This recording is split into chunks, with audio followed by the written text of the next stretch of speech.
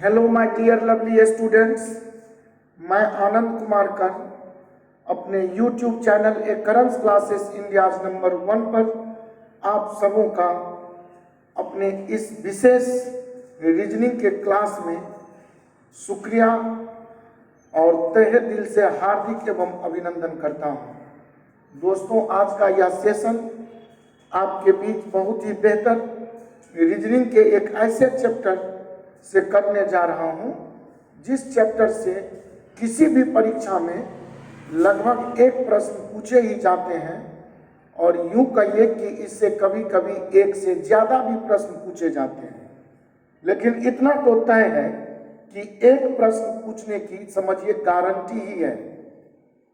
तो इस चैप्टर का नाम आप अपने मोबाइल स्क्रीन या बोर्ड पर लिखा हुआ देख रहे होंगे, रैंकिंग टेस्ट। हिंदी में दोस्तों इसे क्रम परीक्षण कहते हैं। और यह पार्ट 1 सेशन आपके साथ आज हम थ्योरी एंड कॉन्सेप्ट पर चर्चा करेंगे। और इस थ्योरी एंड कॉन्सेप्ट को आप बिल्कुल ही वीडियो के अंत तक देखते रहें।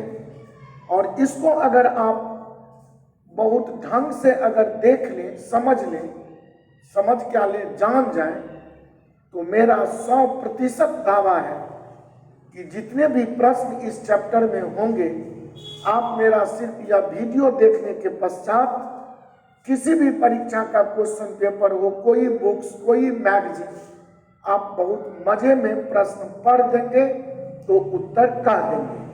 इसी सिद्धांत पर दोस्तों आज तक तो मैं आपको पढ़ाता आया। तो प्रश्न पढ़ देंगे और उत्तर कह देंगे, इस सिद्धांत को जानिए। और इस चैप्टर की कुछ खास बातें जो हमारे परीक्षोपयोगी तथ्य हैं, उसे थ्योरी एंड कॉन्सेप्ट के रूप में समझिए। क्लास शुरू करने से पहले मैं प्रतिदिन अपने कोचिंग के डायरेक्टर महोदय मिस्टर राजू सर जी का मोबाइल नंबर 9934849798 लिख दिया करता हूं, ताकि आप किसी भी प्रकार का जो भी क्वेरी हो, जानकारी लेना हो कोचिंग से संबंधित, तो आप मिस्टर राजू जी सर से संपर्क करके वह जानकारी प्राप्त कर सकते हैं। तो आइए चलते हैं हम रैंकिंग टेस्ट क्रम परीक्षण। रैंक का मतलब आप जानते होंगे कि किसी भी परीक्षा का जब मेरिट लिस्ट निकलता है, जैसे यूपीएससी टॉपर में लोग कहता है ऑल ओवर इंडिया में अमुक नाम का व्यक्ति प्रथम स्थान प्राप्त किया, तो this is rank for this examination. First position लाना अर्थात फर्स्ट रैंक लाना। तो रैंक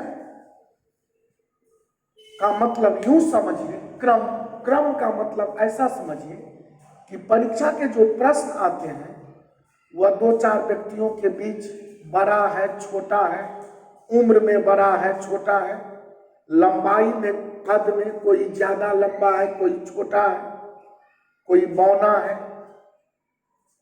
कुछ पुस्तकों का ढेर लगाएगा, जिसमें कोई पुस्तक ऊपर है, उसके नीचे कोई दूसरा है, उसके नीचे कोई तीसरा है, ऐसा कर दिया जाता है।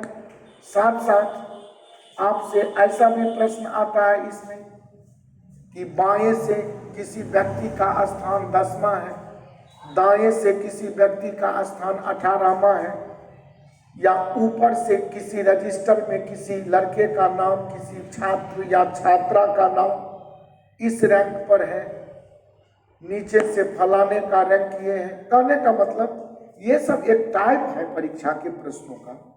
तो आज हम जो भी टाइप बनते हैं उसे हम 2 कैटेगरिकल पार्ट्स में बांट सकते हैं। एक पार्ट तो आपका न्यूमेरिकल आता है। न्यूमेरिकल का मतलब सांख्यिक, आंकिक आधार पर लेफ्ट या राइट, अप्स एंड डाउन, ऊपर से या नीचे से, बाएं से या दाएं से, ऐसा क्रम से प्रश्न आते हैं। और एक कुछ ग्रुपिंग में कोई बड़ा है, कोई छोटा है, या कोई अलमारी में पुस्तकों को सजाने के लिए इस पुस्तक के ऊपर इसको रखा जाए, ध्यान रहे सबसे ऊपर ये न रहे। विभिन्न विभिन्न टाइप के प्रश्न आपके परीक्षा में आते हैं। तो आज मैं आपको थ्योरी एंड कॉन्सेप्ट सबसे पहला क्रम परीक्षण का मैं 2 प्रश्न आपके सामने रखता हूं और आप इन दोनों प्रश्न को प्रश्न नहीं बल्कि एक कॉन्सेप्ट के रूप में 2 वाक्य लिखता हूं और इन दोनों वाक्यों से आप प्रश्न बनाने की अद्भुत कला से परिचित हो। जैसे कि मैं आपके सामने 2 सेंटेंस 2 प्रश्न के रूप में रख रहा हूं। देखिए इसे, जैसे मैं कहूं A का कद B से बड़ा परंतु C से छोटा है। ऐसा आगे और भी बहुत बात लिखेगा in English medium. A is longer than B और परंतु का मतलब बट शॉर्टर देन C। फिर एक यही वाक्य सेम लिखता हूं, A का कद B से बड़ा है, B से बड़ा, A का कद B से बड़ा है जो C से छोटा है। अब इसे हम ये दोनों वाक्य आपके सामने रख दिया हूं मेरे मित्र बंधु। अब इन दोनों वाक्य से हम रैंक फाइंड करेंगे कि पहले स्थिति में दूसरे स्थिति में देखेंगे कि कौन बड़ा है, कौन मध्य में है, कौन छोटा है। तो इस टाइप का प्रश्न जब भी आप बनाएं तो इसमें कुछ नोटेशंस, शब्दों का खेल, जैसे यहाँ पर देखिए पहला वाक्य जो मैंने लिखा कि A का कद B से बड़ा परंतु C से छोटा है।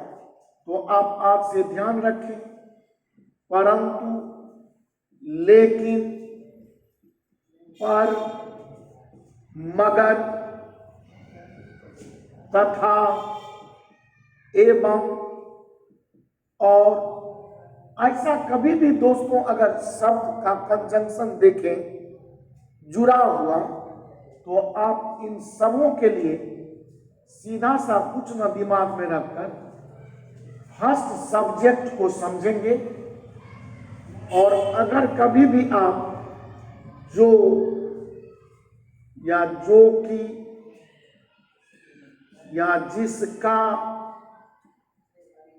या जिसकी या जिसके, ऐसा अगर आपको कभी भी शब्द संयोजन में मिल जाए तो इसका मतलब आप सेकेंड सब्जेक्ट से समझेंगे।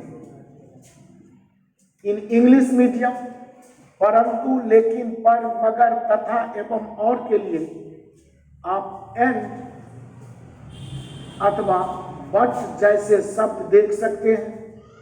और यहाँ जो कि जिसके लिए आप हु, व्हिच या हुज या दैट ऐसा टर्म का प्रयोग देख सकते हैं। तो आप आज से ध्यान रखेंगे एंड बट इन हिंदी परंतु, लेकिन, पर, मगर, तथा एवं और किंतु भी इसमें आ सकता है। ऐसा कभी भी जब शब्द देखेंगे तो आप इसे फर्स्ट सब्जेक्ट का रूप समझेंगे। कैसे वो भी समझा रहा हूं। और ये जो कि, जिसका, जिसकी, जिसके, हु, व्हिच, हुज, दैट जैसे अगर कनेक्टिव वर्ड देखेंगे तो यह आप दोस्तों सेकेंड सब्जेक्ट के लिए समझ लेंगे। और अब मैं जो सजाने का जो सिस्टम समझाता हूं, जो अरेंज करने का सिस्टम आपको समझा रहा हूं, उस अरेंजिंग सिस्टम को आप बड़ा गौर से अभी देखें, समझें और इस आधार पर प्रश्न पढ़ते चले, काम करते चले। आप आज से एक बात इस चैप्टर में ध्यान रखें, बड़ा है का नोटेशन ये, छोटा है का नोटेशन ये जानते होंगे। बड़ा है इसका मतलब छोटा है, तो इन बातों से या इन नोटेशन या इन सिंबल या चिन्हों का प्रयोग आप कभी भी प्रश्न हल करने के लिए न करें।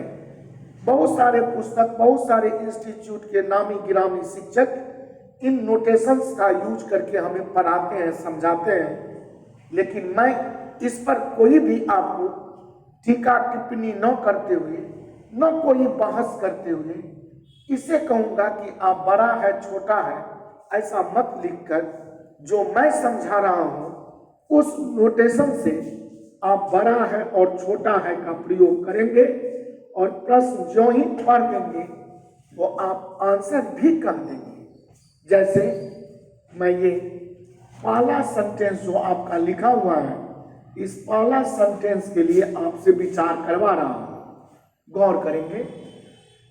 लिखा हुआ है ए का कद बी से बड़ा, तो ए का कद बी से बड़ा, इसका मतलब ए का जो ऊंचाई है, हाइट है, वह बी के हाइट से बड़ा है। तो जो भी बड़ा हो उसे आप ऊपर में लिखें और जो छोटा हो उसे आप नीचे में लिखें। और यह देखकर हम कह सकते हैं कि ए बड़ा है बी की अपेक्षा, क्योंकि बी का स्थान हमने नीचे डाला।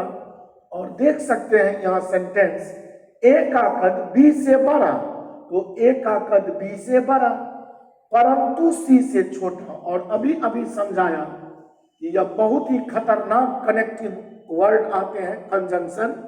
तो आप जो ही परंतु देखा तो परंतु, लेकिन, किंतु, पर, मगर, तथा एवं और को हमने कहा फर्स्ट सब्जेक्ट समझ जाए, तो आप परंतु न पढ़ के यहाँ पर समझ लेंगे फर्स्ट सब्जेक्ट ए का कद बी से, तो इसमें यह है पहला सब्जेक्ट और ये है आपका दूसरा। तो परंतु का मतलब दोस्तों हमने फर्स्ट समझा दिया है, तो यहाँ परंतु न पढ़ के यह पहला और दूसरा जो दो नेम्स होंगे, जो दो नाम होगा, उनमें पहला नाम परंतु के लिए तुरंत समझ जाएंगे। चाहे परंतु हो, किंतु हो, पर हो, मगर हो, तथा हो, एवं हो, और है हो, या अंग्रेजी में इसके लिए बट अथवा एंड जैसे टर्म लिखे जाते हैं।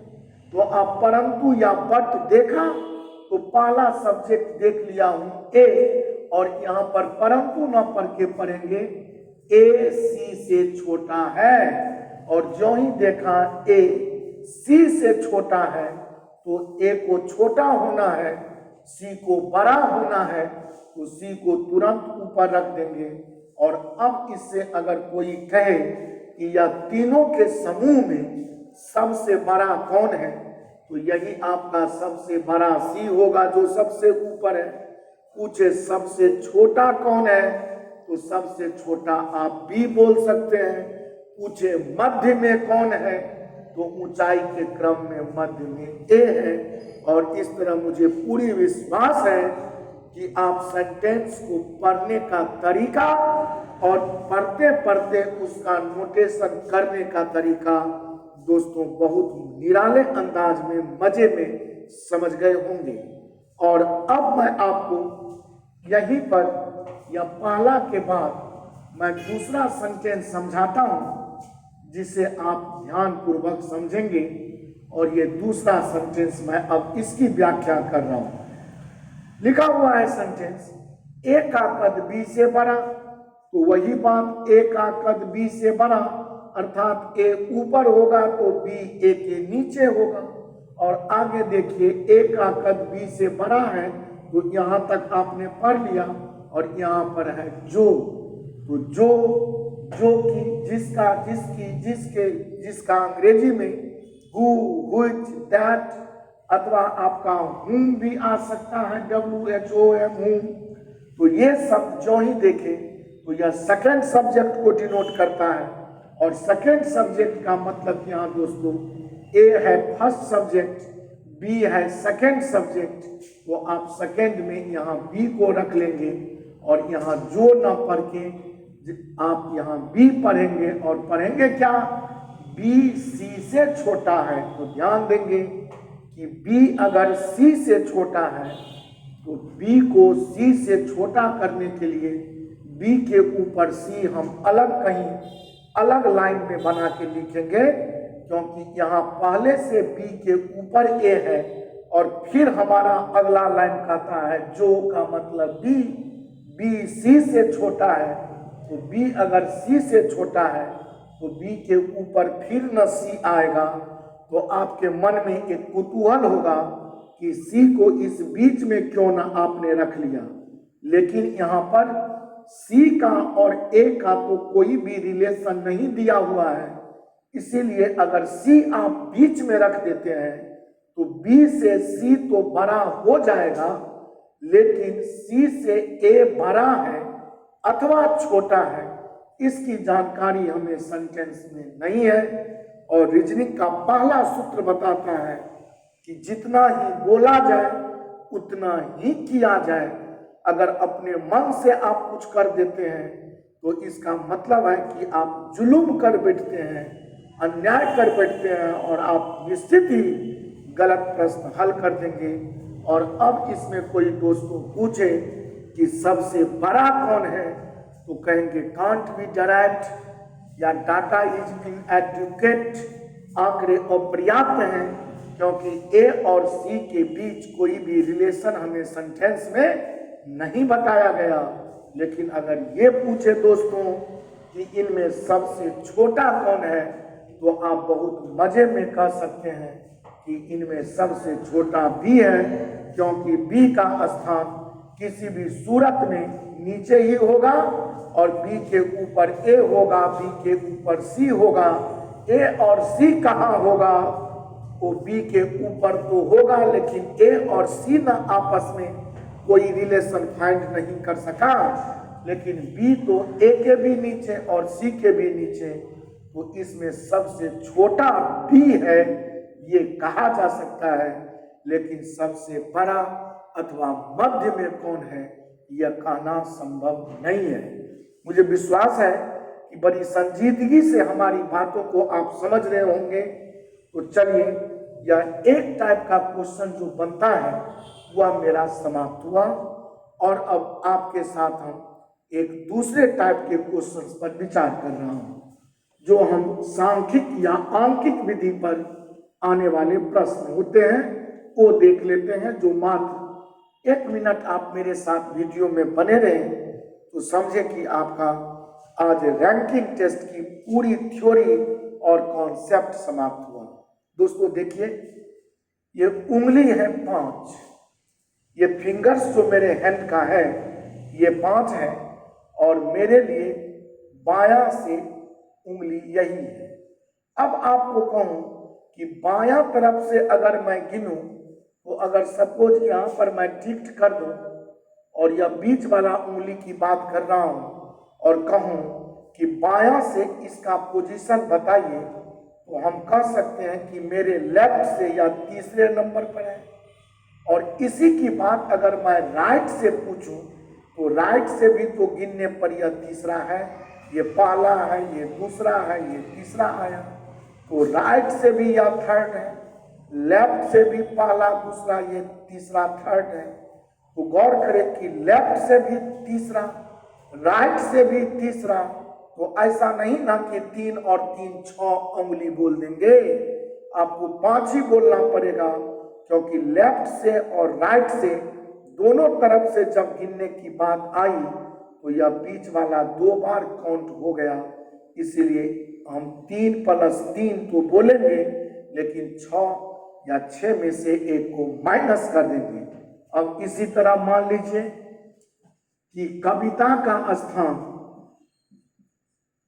मेरे क्लास के रजिस्टर में सपोज ऊपर से गिनता आया तो यह कविता हमारी सपोज 30 क्रमांक पर 30वां रोल नंबर कविता का है मेरे रजिस्टर में, और नीचे से अगर मैं गिनूं और तब अगर कविता को देखूं तो सपोज यह 12वें नंबर पर आ रही है, तो कहिए यही कविता ऊपर से थी 30वां और यही कविता थी नीचे से 12वां।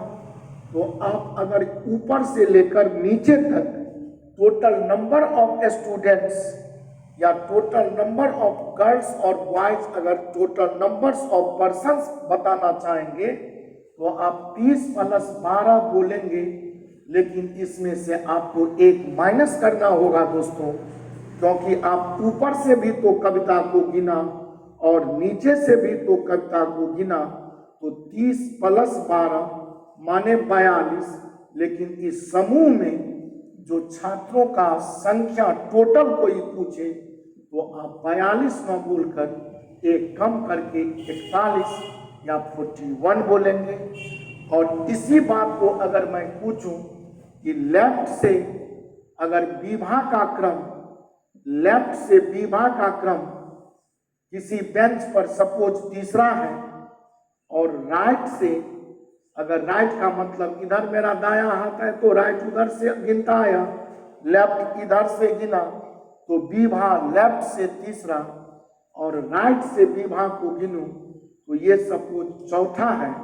और अब अगर आपसे पूछूं कि how many total number of girls are seated in this bench, इस बेंच पर कुल कितनी लड़कियां बैठी हैं, तो आप बोलेंगे 3 + 4, लेकिन एक कम करना होगा और इस तरह 7 - 1 दैट इज 6, क्योंकि विवाह का क्रम लेफ्ट से भी आपने तीसरा जब बोला तो गिन लिया, राइट से भी जब विवाह का क्रम बोला तो चौथा गिन लिया, और इस तरह कुल 3 + 4 7, लेकिन बोलेंगे एक कम, और इस तरह टोटल नंबर ऑफ गर्ल्स या टोटल नंबर ऑफ स्टूडेंट्स दोस्तों 6 ही होगा। मुझे पूरी विश्वास है कि आप रैंकिंग के इस तरह जो भी क्रम बताने की बात होगा, रैंक बताने की बात होगा, तो आप बहुत निराले अंदाज में, बहुत संजीदगी से प्रश्न पढ़ते चलेंगे, काम करते चलेंगे। प्रश्न पढ़ के समाप्त करूंगा, डायरेक्ट उत्तर में जाऊंगा। आप इंतजार करते रहें दोस्तों। अगला video ranking test part 2 session जब आपके समक्ष मैं प्रस्तुत करूंगा बहुत जल्द, तो आप उसमें different mode, different types of questions देखेंगे और प्रश्न पढ़ता चलूंगा और इसी भांति काम करता चलूंगा और बहुत मजे में उत्तर प्राप्त कर लूंगा। आज की मुलाकात रैंकिंग टेस्ट के लिए दोस्तों समाप्त हुआ। बहुत जल्द आपके साथ हम रैंकिंग टेस्ट पार्ट 2 वीडियो लेकर हाजिर हो रहा हूं, जिसमें चुनिंदे प्रश्न पर विचार करूंगा और प्रश्न पढ़ दूंगा तो आंसर कर दूंगा। इसी सिद्धांत को ध्यान में रखते हुए हम आगे पढ़ाई जारी रखेंगे। Thank you so much. अलविदा।